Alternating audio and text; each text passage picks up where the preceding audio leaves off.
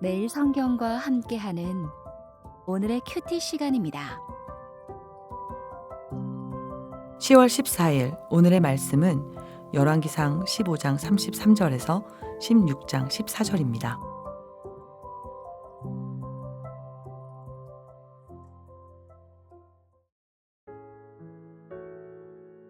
유다의 아사왕 셋째 해에 아히야의 아들 바아사가 디르사에서 모든 이스라엘의 왕이 되어 24년 동안 다스리니라. 바아사가 여호와 보시기에 악을 행하되 여로보암의 길로 행하며 그가 이스라엘에게 범하게 한 그 죄 중에 행하였더라. 여호와의 말씀이 하나니의 아들 예후에게 임하여 바아사를 꾸짖어 이르시되 내가 너를 티끌에서 들어 내 백성 이스라엘 위에 주권자가 되게 하였거늘 내가 여로보암의 길로 행하며 내 백성 이스라엘에게 범죄하게 하여 그들의 죄로 나를 노엽게 하였은즉 내가 너 바아사와 내 집을 쓸어버려 내 집이 느밧의 아들 여로보암의 집같이 되게 하리니 바아사에게 속한 자가 성읍에서 죽은즉 개가 먹고 그에게 속한 자가 들에서 죽은즉 공중의 새가 먹으리라 하셨더라. 바아사의 남은 사적과 행한 모든 일과 권세는 이스라엘 왕 역대지락에 기록되지 아니하였느냐. 바아사가 그의 조상들과 함께 잠에 디르사에 장사되고 그의 아들 엘라가 대신하여 왕이 되니라. 여호와의 말씀이 하나니의 아들 선지자 예후에게도 임하사 바아사와 그의 집을 꾸짖으심은 그가 여로보암의 집과 같이 여호와 보시기에 모든 악을 행하며 그의 손의 행위로 여호와를 노엽게 하였음이며 또 그의 집을 쳤음이더라. 유다의 아사왕 제26년에 바아사의 아들 엘라가 디르사에서 이스라엘의 왕이 되어 2년 동안 그 왕위에 있으니라. 엘라가 디르사에 있어 왕국 맡은 자 아르사의 집에서 마시고 취할 때에 그 신하 곧 병거 절반을 통솔한 지휘관 시므리가 왕을 모반하여 시므리가 들어가서 그를 쳐 죽이고 그를 대신하여 왕이 되니 곧 유다의 아사왕 제27년이라. 시므리가 왕이 되어 왕위에 오를 때에 바아사의 온 집안 사람들을 죽이되 남자는 그의 친족이든지 그의 친구든지 한 사람도 남기지 아니하고 바아사의 온 집을 멸하였는데 선지자 예후를 통하여 바아사를 꾸짖어 하신 여호와의 말씀같이 되었으니 이는 바아사의 모든 죄와 그의 아들 엘라의 죄 때문이라. 그들이 범죄하고 또 이스라엘에게 범죄하게 하여 그들의 헛된 것들로 이스라엘의 하나님 여호와를 노하시게 하였더라.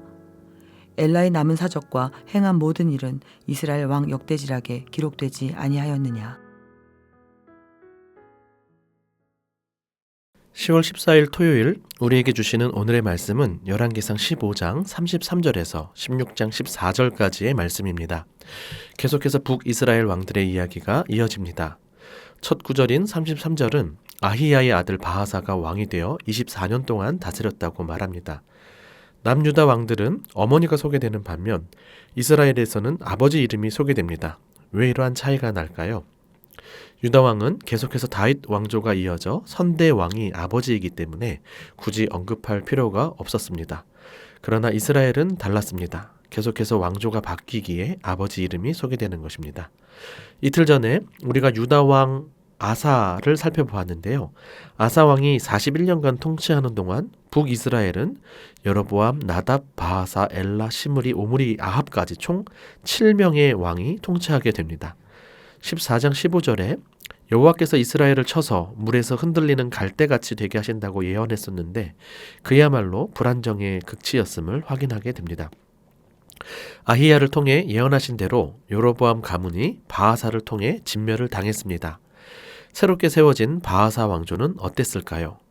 역시나 바아사와 그의 아들 엘라 모두 여로보암의 길로 행했다는 평가와 함께 또 한 번 심판 예언을 받습니다. 16장 1절에 하나니의 아들 예후에게 하나님의 말씀이 임하는데요. 포기하지 않고 말씀을 주시는 하나님의 시선과 마음이 느껴집니다. 하나님이 바아사를 티끌에서 들어 자기 백성 이스라엘의 왕으로 세우셨습니다. 티끌에서 들어 올렸다는 것은 미천한 신분이나 가문이었는데 왕이 되었다는 말씀입니다. 반란을 일으키는 다른 사람들은 보통 군사적 지위에 있음을 알려주는 데 비해 바아사는 그러한 직위가 소개되어 있지 않습니다. 그러나 개구리 올챙이적 생각 못한다고 하나님의 은혜로 하나님 백성의 대리 통치자가 된 바아사는 교만하여 백성들을 하나님이 아닌 우상으로 인도합니다. 그러자 여로보암 가문에 내려졌던 형벌이 그대로 주어집니다. 참고로 3절에 내가 너 바하사와 내 집을 쓸어버려 라는 말씀은 무엇 뒤에를 가리키는 전치사 아히레가 사용되어서 바하사 이후, 즉 아들 엘라 때에 심판할 것을 말해주고 있습니다. 흙에서 들어 올려 왕이 되었지만 결국 그 아들은 흙에 묻히지도 못하게 되어 그의 죽음까지 저주를 당하게 됩니다. 7절에 보면 다시금 하나님의 아들 선지자 예후를 통해 주신 말씀이 메아리를 칩니다. 바하사 가문을 꾸짖으시는 이유를 재차 설명하는데 마지막에 보면 그의 집을 쳤음이더라는 말씀이 추가되어 있다는 사실을 눈여겨볼 필요가 있습니다. 즉 하나님의 관점에서 바하사는 여로보암 가문을 심판하는 도구로 사용되었지만 그렇다고 해서 그의 사륙이 정당화되지는 않는다는 것입니다. 하나님이 악으로 악을 제거하셨을 뿐입니다. 마치 유다를 심판하게 되는 바벨론이 역시 하나님의 심판을 받게 되는 것과 같습니다. 그러니 우리가 주의해야 할 것이 있습니다. 결론적으로 심판의 도구였던 바하사 가문이 결국 심판의 대상이 되는 것을 보며 우리 역시 조심해야 하죠. 다른 이를 쉬이 비판하며 정죄하지만 우리 역시 같은 죄를 짓거나 혹은 그 죄만 안 짓고 다른 죄들을 짓는 사람일 수 있기 때문입니다. 괴물과 싸우다가 괴물이 될 수도 있고 비판자가 되다 보면 자신은 그와는 거리가 먼 의로운 사람인 줄 착각하기 쉽습니다. 그러니 교만하지 않고 겸손히 하나님의 말씀 앞에 날마다 자신을 돌아보아야 할 것입니다. 특히 경고의 말씀을 전하는 말씀 사역자들은 더욱더 자신을 살펴야겠죠. 8절부터는 바하사의 아들 엘라에 대한 내용이 나타나는데요. 여로보암 왕조와 비슷하게 여로보암의 아들 나답처럼 바하사의 아들 엘라 역시 2년간 다스립니다. 실제로는 1년 조금 넘는 기간입니다. 9절에 보면 엘라가 왕국 맡은 자 아르사의 집에서 마시고 취할 때라는 시간적 배경을 설명해 주고 있는데요. 내일 본문인 15절을 보시면 당시 상황을 더 구체적으로 알 수 있습니다. 바로 이스라엘 백성이 기브돈에서 블레셋과 전쟁하고 있는 때라는 사실이죠. 다시 말해 전쟁 때에 왕이 술에 취해 있는 모습입니다.